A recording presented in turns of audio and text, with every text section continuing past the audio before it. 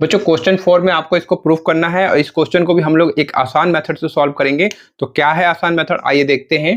तो सबसे पहले इस लेफ्ट हैंड साइड को आपको एक बार दोबारा से नोट कर लेना है बच्चों। तो यहाँ पर हमने लेफ्ट हैंड साइड को एक बार दोबारा से नोट कर लिया है बच्चों, और इसके बाद देखना होगा कि अब इस क्वेश्चन में हम क्या कर सकते हैं। तो यहाँ पर एक फॉर्मूला आप देखें बच्चों, tan inverse x plus tan inverse y का, और वो किसके इक्वल होता है, तो tan inverse x plus y upon में 1 माइनस एक्स वाई, राइट। तो इसी फॉर्मूले के ऊपर आपको ध्यान देना है। तो अगर यहाँ पर ये tan इनवर्स x होता और ये tan इनवर्स y होता तो यहाँ पर हम ये फॉर्मूला अप्लाई कर सकते थे, राइट। लेकिन यहाँ पर बच्चों ये साइन इनवर्स है और यहाँ पर भी साइन इनवर्स है, तो यहाँ पर हम ये फॉर्मूला अप्लाई नहीं कर सकते। तो सबसे पहले आपको क्या करना होगा, इस फंक्शन को आपको tan इनवर्स फंक्शन में चेंज करना होगा और इसको भी आपको tan इनवर्स में चेंज करना होगा, और ये फॉर्मूला बना के उसके बाद हम इसको सॉल्व कर देंगे आसानी से, ठीक है। तो इसके लिए आपको क्या करना होगा, यहाँ पर ये जो साइन इनवर्स 8/17 दिखाई दे रहा है, इसको आपको क्या करना है, लेट करना है बच्चों। तो लेट कर लेंगे बच्चों, तो लेट करेंगे तो लिखेंगे आपको लिखना क्या है, आपको लेट साइन इनवर्स 8/17 किसके इक्वल है, x के इक्वल है। और इस साइन इनवर्स को जब आप यहाँ ले जाएंगे तो ये आपका साइन x हो जाएगा, और क्या होगा, तो 8/17 तो हो गया लेफ्ट हैंड साइड में और इक्वल टू हो गया ये आपका साइन x, ठीक है। तो इसको आप सही से लिख दीजिए बच्चों, सही का मतलब इसको आपको लेफ्ट हैंड साइड में लिख देना है, इसको आपको राइट हैंड साइड में लिख देना है। तो साइन x का वैल्यू क्या आ रहा है, 8/17 आ रहा है, राइट। इसके बाद आपको cos x का वैल्यू फाइंड आउट कर लेना है, और sin x को cos x से जब आप डिवाइड करेंगे तो tan x का वैल्यू आ जाएगा, ठीक है।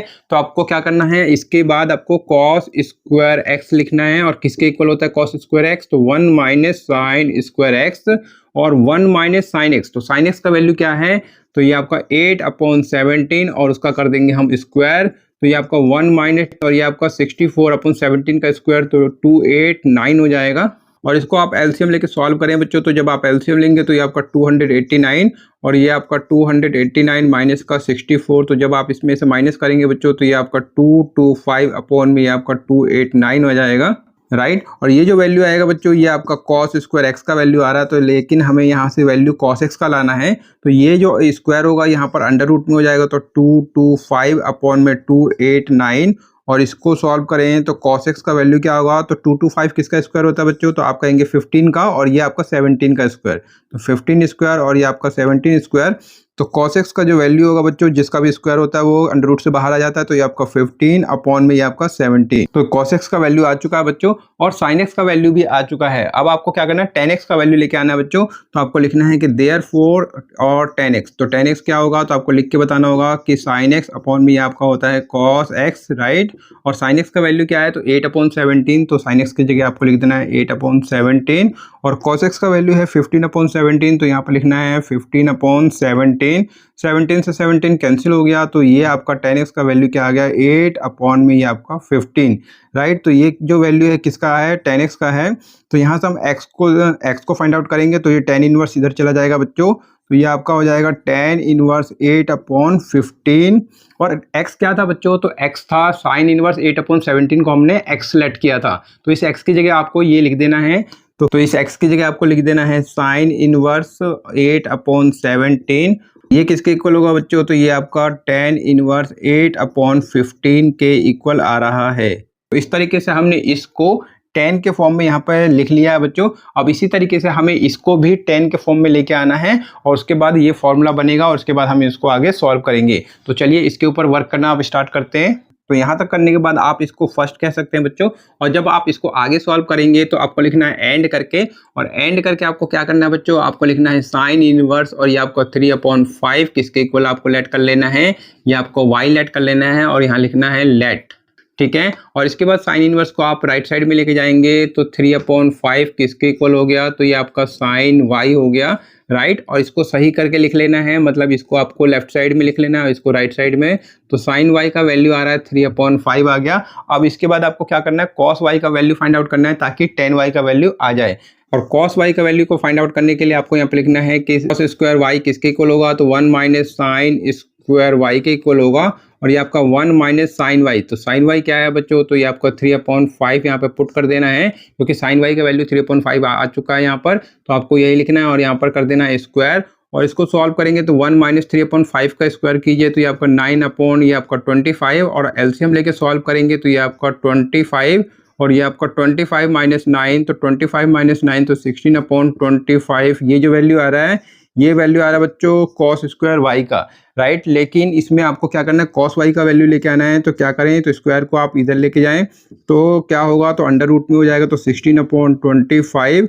और कॉस वाई क्या होगा बच्चों, तो ये देखें 4 का स्क्वायर बन रहा है और ये 5 का, तो इस तरीके से कॉस वाई का वैल्यू आ रहा है 4/5। तो ये कॉस वाई का वैल्यू आ रहा है, लेकिन आपको वैल्यू किसका फाइंड आउट करना है, tan वाई का। तो आपको लिखना है देयरफॉर tan वाई किसके इक्वल होगा, तो ये आपका sin वाई अपॉन में ये आपका cos वाई। और sin वाई का वैल्यू क्या है बच्चों, तो sin वाई का वैल्यू है यहाँ पर 3/5। तो आपको लिख लेना है 3/5 अपॉन में ये आपका cos वाई। तो cos वाई क्या है 4/5, तो लिखना है 4/5। 5 से 5 कैंसिल हो गया, तो इस तरीके से ये जो वैल्यू आ रहा है वो आपका 3/4 आ रहा है। तो 3/4 किसका वैल्यू आ रहा है बच्चों, तो ये आपको tan वाई का वैल्यू आ रहा है। तो आपको लिख लेना है कि tan वाई हमारे पास क्या आ चुका है, तो 3/4 आ चुका है।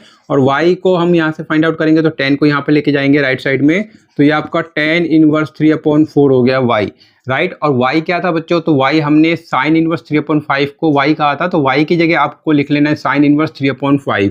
तो इस y की जगह लिख लेंगे क्या, sin इनवर्स 3/5, और किसके इक्वल होगा, तो ये आपका tan इनवर्स 3/4 के इक्वल होगा। तो इस तरीके से हमने इसका वैल्यू tan के फॉर्म में ये ला चुके हैं, और इसका वैल्यू जो है बच्चों यहाँ पर देखें वो tan के फॉर्म में ये आ चुका है।